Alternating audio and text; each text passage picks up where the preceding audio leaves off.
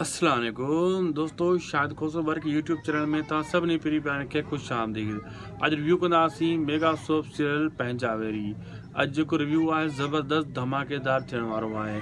छो ड्रामो दोस्तों पंहिंजावेरी हिकु बहितरीन मोड़ ते पहुतो आहे। जाबर खे हसीना ॿुधाए छॾियो आहे तुंहिंजो भाउ मुंहिंजे रहमो करम ते आहे, तूं वञी गुलनार खे मार, मां पोइ तुंहिंजे भाउ खे छॾे ॾींदुसि, न तुंहिंजो भाउ मरी वेंदो ऐं उहो बि रुंडे जे साम्हूं वञी मार, मुंहिंजे भाउ रुंडे जे साम्हूं। यानी हसीना जाबर खे हिते फसाइण चाहे थी। रुंडो केॾो शातिर आहे तव्हांखे ख़बर आहे। जाबर ॿेटंगो फासंदो होॾां तव्हां ॾिठो त जेको जाबर जो वाठो अची चुको आहे कंहिंजे हथु, चाकर ख़ान जे हथु।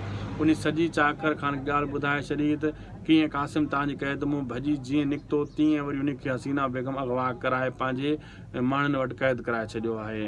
ऐं चाकर ख़ान हाणे इन शइ जी बि इंक्वायरी कंदो, सोचींदो त हसीना ईअं छो कयो, कहिड़ी वजह आहे, हसीना जो क़ासिम सां कहिड़ो तालुकात आहे। उन जो 100 ॻाल्हियूं ज़हन में ईंदियूं, वेही वीचार कंदो ऐं पंहिंजो ज़हन विढ़ाईंदो ऐं सावल खे चवंदो कीअं बि कर क़ासिम खे पकड़, क़ासिम खे हथी को कर। दोस्तों अॼु जो वीडियो पुॻो पंहिंजी पुॼाणी ते। अगरि अपडेट तव्हांखे सुठी लॻी त शाहिद खोसो वर्क यूट्यूब चैनल खे ज़रूरु सब्सक्राइब लाइक शेयर कंदा। हीअ अव्हां जो पंहिंजो चैनल आहे, हिन ते अव्हांखे बहितरीन खां बहितरीन अपडेट्स लगातार मां ॾींदो अचां थो, अॻिते बि ॾींदो रहंदुसि।